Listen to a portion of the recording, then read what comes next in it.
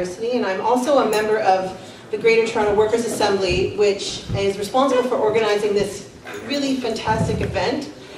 People have been here since 6:30 making posters for tomorrow's rally to defend public services in the City of Toronto,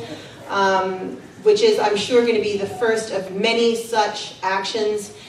given the state of affairs in Toronto and unfortunately perhaps where things may be going provincially and federally in the next the next few weeks, let alone months. So I just want to make a few comments before I introduce our guests and turn it over to them. And we're here tonight not just because over the past several months, workers and their communities, not just in Wisconsin, but around the world, have been under concerted attack. We could probably say that actually we've been under concerted attack for 40 years, but we certainly are more aware of the pointy end of that stick in the last several months. Governments everywhere are seeking to impose the costs of paying for the recession onto workers and really letting business get away with the biggest dine and dash we've seen in generations, leaving us to pick up the tab. The suffering that this has caused and will cause can't be underestimated, and also is a real part of the political climate that we as a left, as a social justice community, as a labor community have to face, have to confront, figure out how to deal with. Despite this, what's been so exciting over the last several months, I think for me and probably for many of you, is that over this time, a series of struggles have reemerged around the world, which have been very inspiring, have been in some ways novel. Whether that's the struggles in France to defend the public pension system, struggles in the Middle East, not just for more economic justice, but for political democracy. In the UK, against almost unimaginably massive cuts to public sector jobs and services, and of course, Wisconsin against a very draconian rollback of public sector workers' legal rights to collective bargaining, but also to those rights that allow them to create and sustain their organizations at all. These struggles, although of course they all have their challenges, their contradictions, their limits, they can't help but inspire us. They remind us that people, even though they face incredibly overwhelming economic and political power that's held by others, that people still can and will mobilize, and that sometimes they can even win. And I think that even though we're not, any of us, romantic about what's happened in Egypt, we can't help but feel like it was an example of mass mobilization actually winning something concrete, perhaps something that we would like to experience ourselves. In Toronto, in Ontario, in Canada, in Wisconsin, and other places around the world, we really need that kind of hope today. And you know, reflecting on Wisconsin, as we're going to do here today together, it's only about 15 years ago that, you know, not very long ago for some of us, several lifetimes maybe for some others that are here, that similar kinds of mass mobilizations were happening here in Toronto. In an earlier wave of struggle against neoliberalism. In some ways, we're still living with the hopefulness that those days of action provided to us, but also some of the consequences and legacies of how they turned out. That said, those of us who lived through those days, and I'm sure that, I mean, this is true of me, I was in my 20s at the time, and it's probably true of Andrew and Adam, who are here today, coming from a very similar round of struggle, that those days had a deep and permanent transformative effect on people who were coming to activism for the first time. And you know, that's a really important part of what these kinds of mobilizations provide. They create in another generation of activists the material experience of possibility, of the possibility of acting together collectively. The Days of Action also introduced new strategies to the Ontario labour movement, to the toolkit that hadn't really been tried before, using the strike against the government or against public policy in an ongoing way,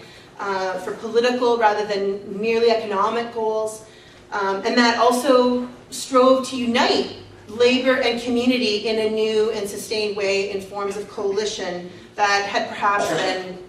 experimented with in parts of the labor movement but had not really been seriously developed and sustained.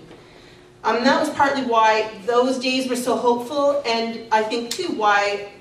Wisconsin, even though it has its own specificities, because it resembles or evokes some of those memories in some of us, is also hopeful, taking up that strategy of mass mobilization, of withdrawing our labor together to make political change, of creating sustainable alliances between labor and community that is hopeful.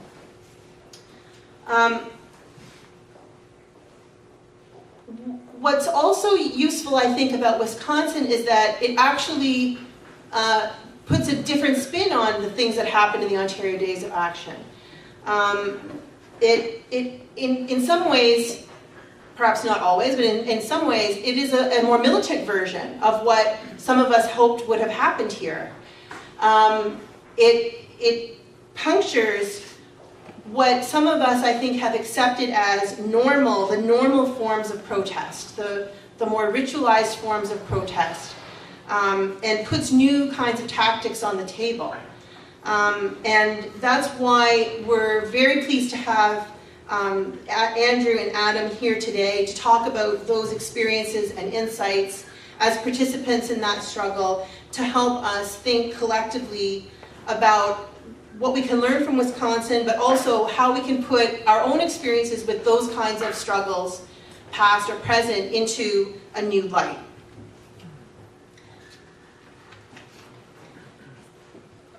The question of new and effective strategies and tactics is urgent. It's not just an academic question. It's urgent for Ontario workers in general and for public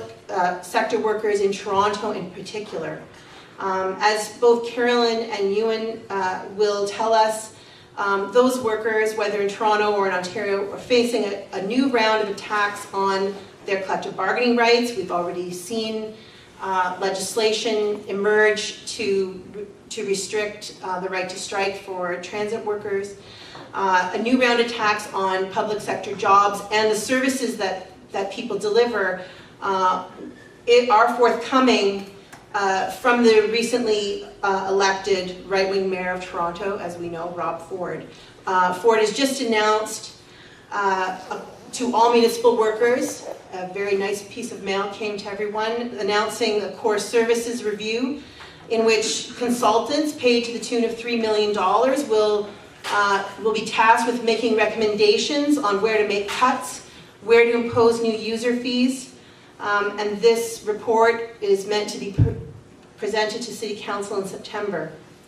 So workers here and elsewhere are bracing for this, for more of this, and should the worst case scenario emerge in the federal election and the provincial election, this won't be restricted to Toronto. So the question that faces us here in Toronto, and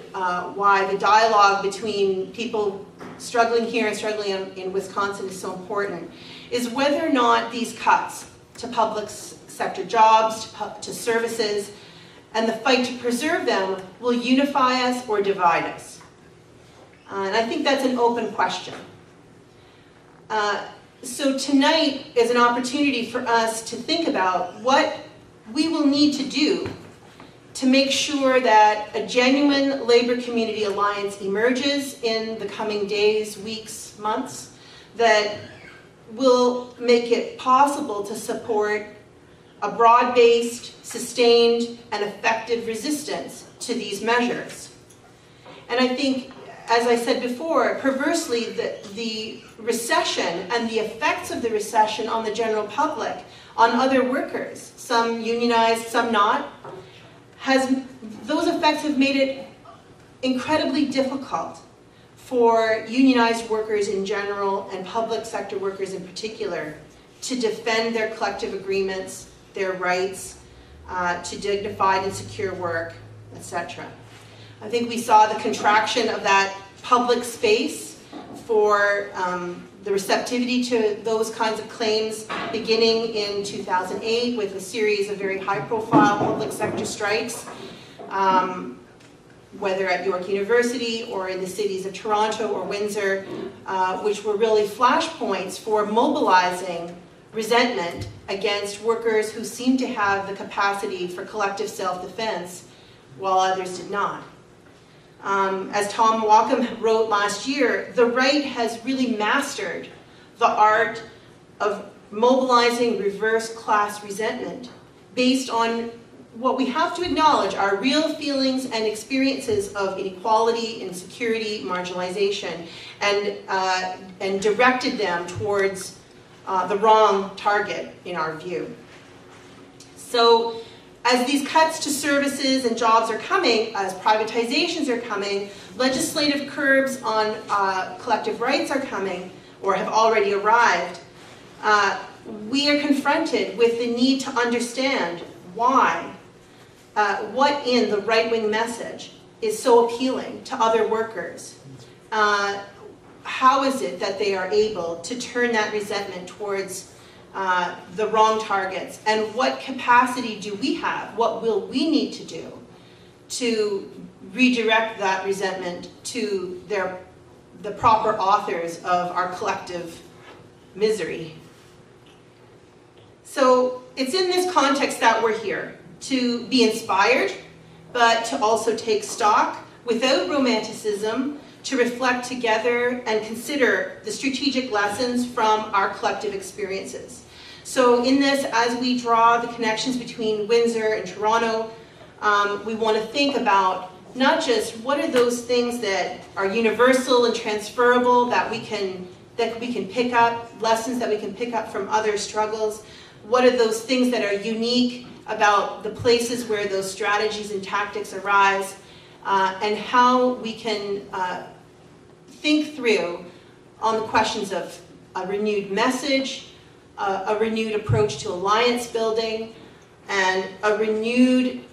set of strategic thinking about how to face the challenges that are coming.